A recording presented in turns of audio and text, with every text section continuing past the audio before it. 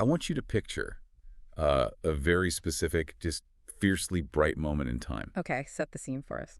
So we are in the south of Egypt in a frontier town that the ancient Greeks called Syene. Right, which is right around where modern-day Aswan sits today. Exactly. And the year is roughly 240 BC, and it is this hot, completely still, just suffocating Egyptian noon. Oh, I can almost feel the heat just hearing that. Right. And if you close your eyes, you can hear this relentless metallic drone of cicadas vibrating in the heat. The kind of heat that just completely drains you. Yes, exactly. You can smell the baked dust from the granite quarries nearby, and you hear the faint, echoing sound of water trickling deep within the bedrock. Okay, I'm with you. And then you hear footsteps, slow, deliberate footsteps, descending a worn stone stair into the cool, damp dark of an ordinary town well. Which is really the perfect setting for what is essentially an ancient intellectual detective story, you know? Absolutely. Because you have this harsh, unforgiving, brilliant light of the ancient Mediterranean world acting not just as the backdrop, but as the actual catalyst for an observation that would eventually change the entire conceptual map of humanity. Because the way in Syene was entirely mundane, Right, except for one day a year. right.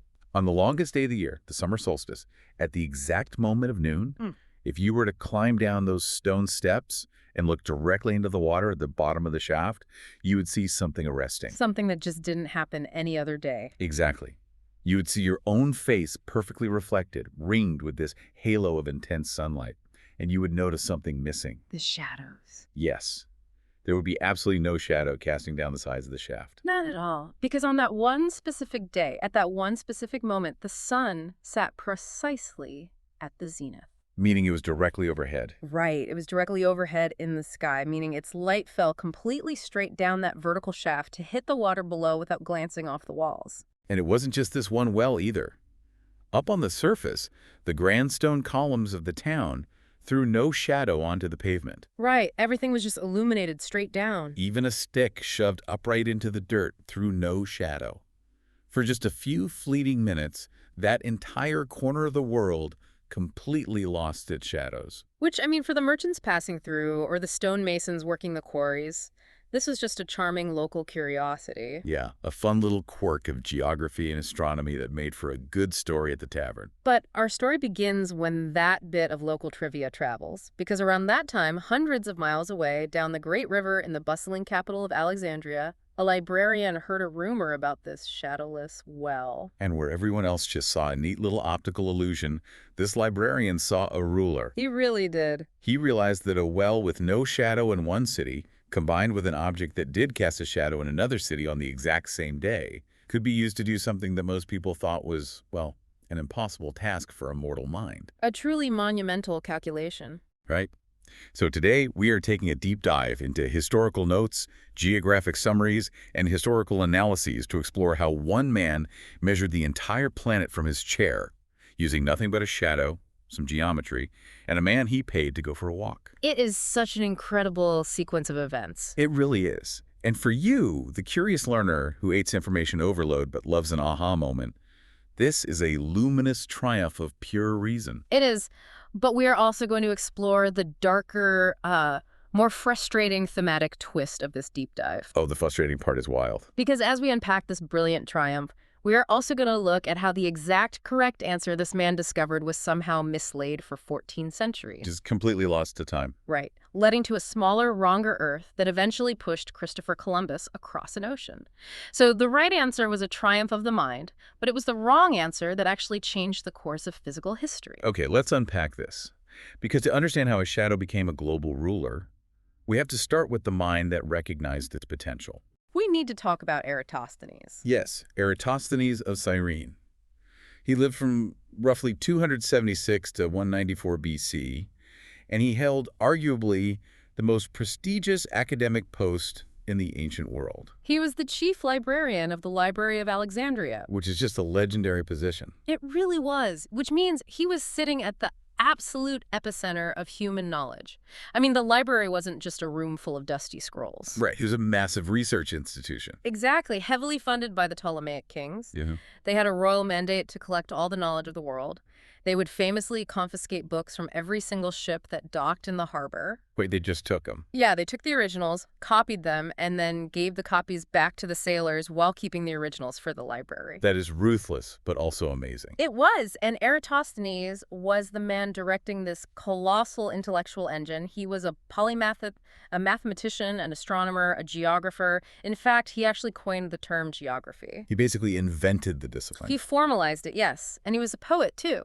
But before we get into exactly how the chief librarian measured the Earth, we really need to clear away a massive historical roadblock. Oh, I know where you're going with this. We have to address the myth of the flat Earth, because there is this incredibly persistent cultural belief today that ancient people, right up until the time of Columbus, thought the Earth was a flat disk.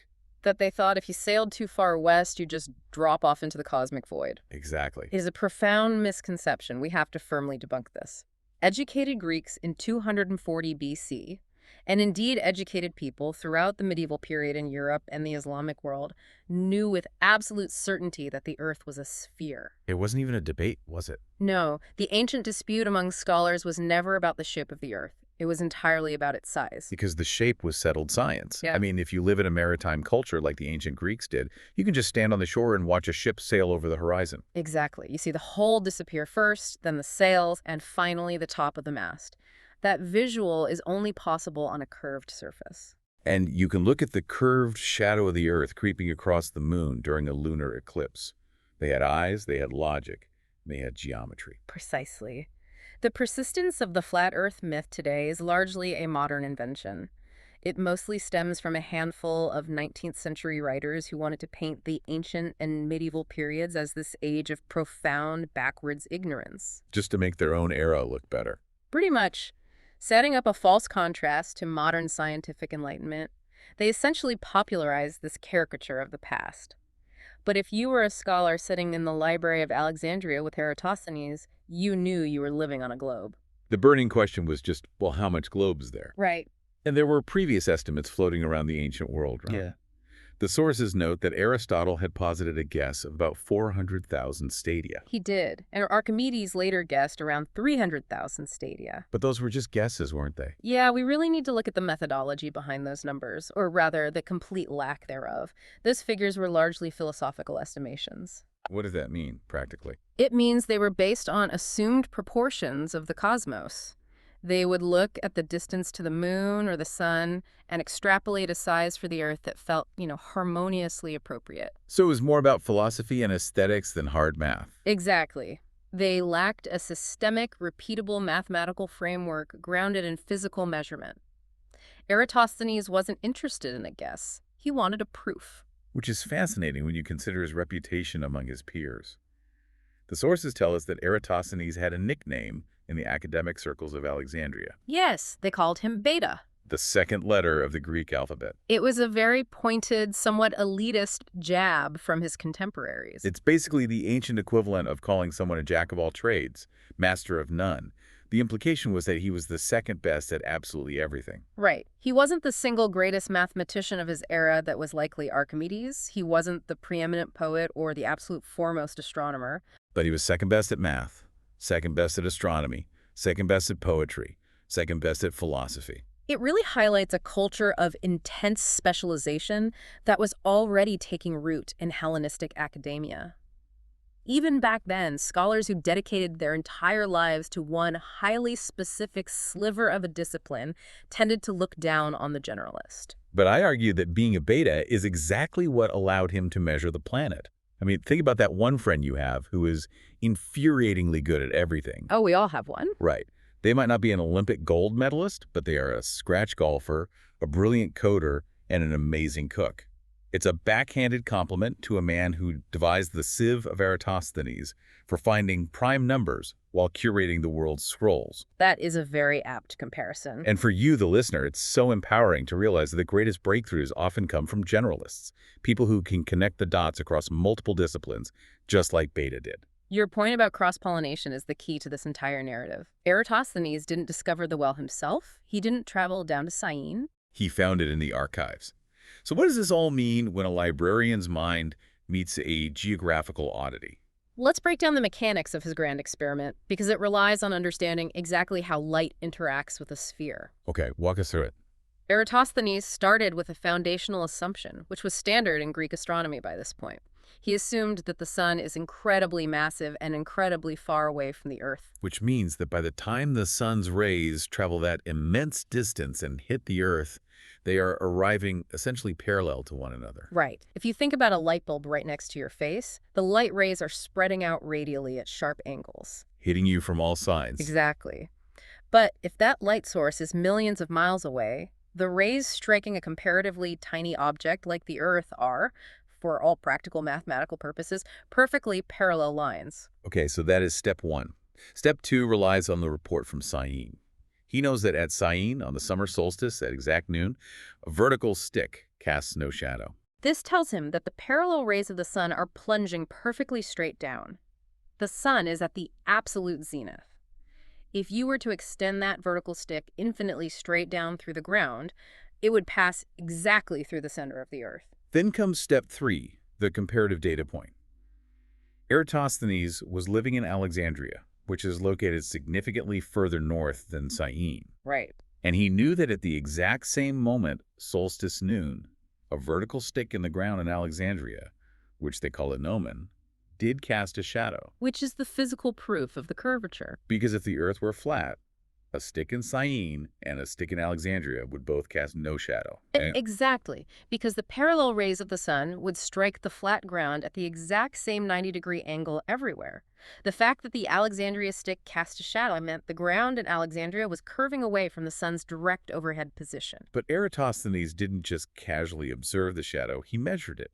He measured the length of the shadow cast by the gnomon in Alexandria. And because he knew the exact height of the gnomon itself, he could use basic trigonometry to calculate the angle of the sun's rays coming down past the top of the stick. And what did he find?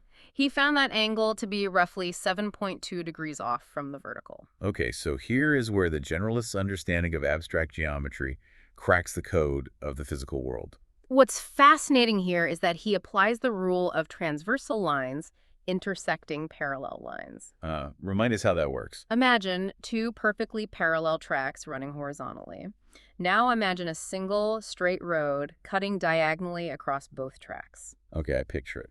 The angle at which that road intersects the top track is mathematically identical to the angle at which it intersects the bottom track. Oh, wow. Wait, so translate that to the Earth and the Sun. The parallel tracks are the sun's rays, right? Exactly. One ray is hitting Syene straight down. The other ray is hitting Alexandria at an angle. And the diagonal road cutting across them is the vertical stick in Alexandria, extended infinitely downward into the Earth. Precisely. If you extend the vertical stick in Alexandria straight down, and you extend the vertical stick in Syene straight down, those two lines will meet at the exact center of the Earth's core. Okay. And because the sun's rays are parallel, basic geometry dictates that the 7.2-degree shadow angle up on the surface is exactly the angle between the two cities as seen from the center of the Earth. Wait, really? So by measuring a tiny triangle of shadow on the ground in one city, he essentially measured a giant pie slice of the entire planet. That is exactly what he did. He realized that 7.2 degrees is exactly 1/50th the full 360-degree circle. Which means the physical distance on the surface of the Earth between Syene and Alexandria must be exactly 1/50th of the entire circumference of the planet. The logic is absolutely ironclad. It is a perfect geometric proof. It's beautiful. Yeah. But, and there's always a but, it leaves him with a massive physical problem. A huge word. To know the size of the whole world, he needs to know the exact physical distance between those two cities. He has the fraction, but he needs the missing variable. He needs the baseline number. Right. And you can't just unspool a giant measuring tape across the Egyptian desert. How do you measure the exact distance between two ancient cities over hundreds of miles of brutal terrain? You deploy the bimetists. Okay, I find the bimetists utterly fascinating.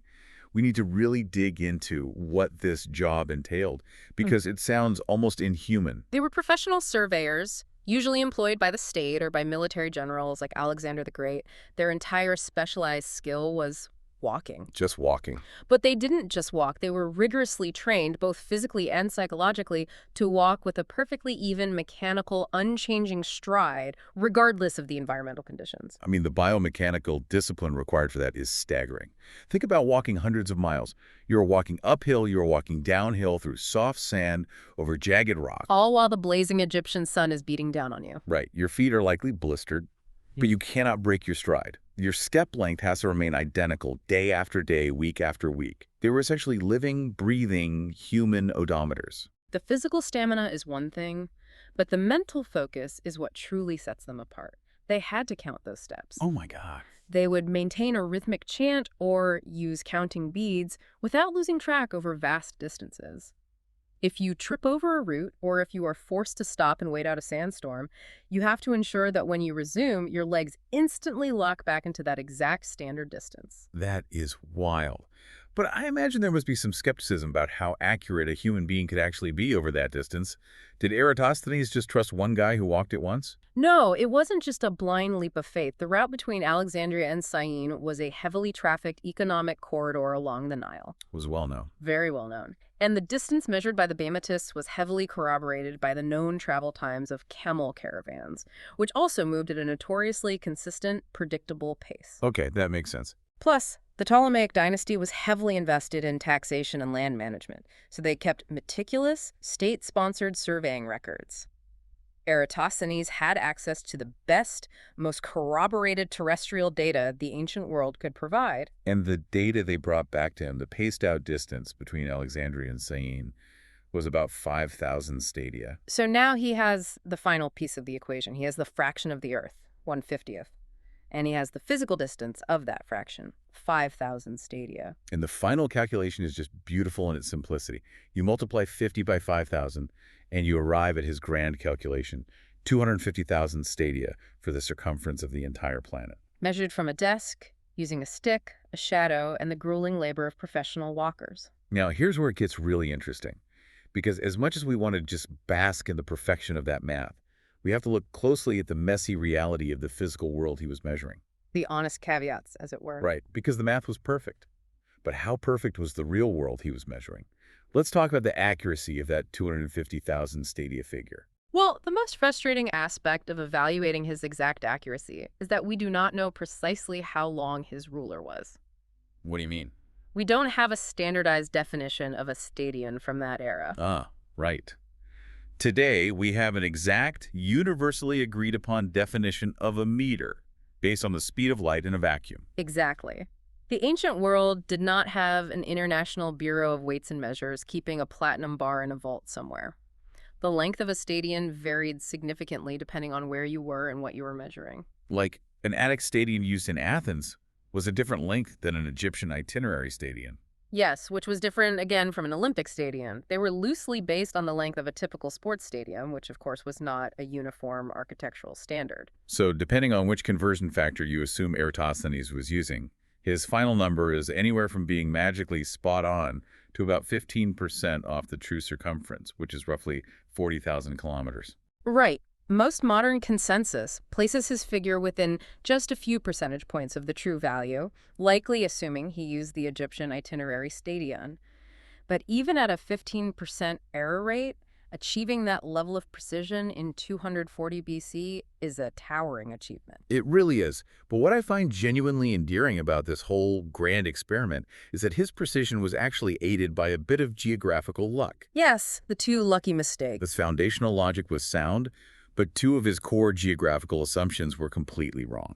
To fully appreciate the experiment, we have to examine its flaws. Eratosthenes assumed that Syene sat exactly on the Tropic of Cancer. Remind us what that is. The Tropic of Cancer is that specific line of latitude where the sun appears directly overhead at noon on the summer solstice. But Syene isn't on the Tropic of Cancer. No, it isn't. Because of the Earth's axial tilt, the Tropic of Cancer is located at roughly 23.5 degrees north.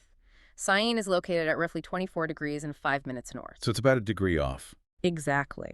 Which means on the summer solstice, the sun was not perfectly mathematically at the zenith. There would have been a microscopic shadow in that well. So his 7.2 degree angle was slightly off. What was the second error? The geometry of his transversal lines, the idea of the diagonal road cutting across the tracks, requires that the two cities lie on the exact same north-south meridian. Meaning Alexandria had to be perfectly directly due north of Syene. Right, for the 2D geometry triangle to perfectly map onto the 3D sphere of the globe without distortion. And they are not on the same meridian. They are about 3 degrees of longitude apart. Alexandria is further west, so the Bermudicists who walked the distance between the two cities were not walking a perfect north-south line. They were walking a diagonal. Okay, if we connect this to the bigger picture, this is where the story becomes almost poetic in its messiness. Yeah. He had an error in his latitude assumption and an error in his longitude assumption. But look at how those specific errors skewed his data. One error slightly increased the angle he was measuring, while the other error slightly increased the physical distance he was using. Wait, so they canceled each other out? Yes. The slightly longer diagonal distance measured by the surveyors was miraculously offset by the slightly narrower angle caused by the latitude error. The precision is incredibly real, but it is also a little bit lucky. Oh, that is so profoundly human. I love that. It shows that you don't need absolutely pristine, mathematically flawless data to uncover a profound truth, so long as the structural architecture of your thought process is sound. The logic was an indestructible container. The ingredients he poured into it were just a little imperfect. I have to ask you, the listener, have you ever arrived at the right answer at work or in life, only to realize later your underlying assumptions were slightly wonky, but they somehow balanced each other out? It's the best feeling. And the ancient world recognized the magnitude of what he had achieved. Hundreds of years later, the Roman author Pliny the Elder wrote about this measurement, and he used a phrase that carries immense emotional weight. What did he say? He wrote that because of this calculation, the world was grasped. The world was grasped. Wow. Think about the psychological impact of that for an ancient civilization. Before this, the world must have felt overwhelmingly vast, infinite, and entirely unknowable. You're surrounded by terrifying, unpredictable nature. Right. Oceans that seem to stretch into the void, deserts that swallow entire armies, and then a librarian applies some geometry, and suddenly this infinite, terrifying expanse is put into a conceptual box. It has boundaries. It has a specific number. It is no longer the domain of the gods. It is grasped by human reason. He grasped the world, yes. But as we are about to see, grasping the world is entirely different from holding on to it. And this brings us to the tragedy of the story, because the bright, sunlit triumph of Eratosthenes descends into a really frustrating intellectual shadow. The great tragedy of Eratosthenes is that the accurate knowledge did not survive. The world lost the number. How does that even happen? Well, generations later, another highly respected scholar and polymath named Posidonius decided to remeasure the circumference of the Earth. Which, to be fair, is how science is supposed to work. Yeah. You test the previous generation's work. You don't just accept it as dogma. But Posidonius used a completely different method, didn't he? He did. Instead of using the sun and a shadow during the day, Posidonius used a star at night, specifically the incredibly bright star Canopus. Okay, so the mechanics are a bit different. Right. Posidonius observed that the star Canopus sat precisely on the horizon when viewed from the island of Rhodes. But when he traveled south to Alexandria, he observed that Canopus rose above the horizon to an elevation he calculated to be about 7.5 degrees. So he is still using angles to find a fraction of a 360-degree circle. The logic is still completely sound. Where does his measurement go wrong? The fatal flaw was not in his geometry. The flaw was entirely in his baseline distance. He inherited a drastically incorrect estimate for the physical distance between his two observation points, Rhodes and Alexandria. Because Rhodes is an island. You can't hire beamatists to walk across the Mediterranean Sea. Exactly. Estimating distance across open water in antiquity was notoriously difficult and prone to massive error. You're dealing with currents, variable winds, tacking back and forth. And a complete lack of stationary visual landmarks to judge your speed.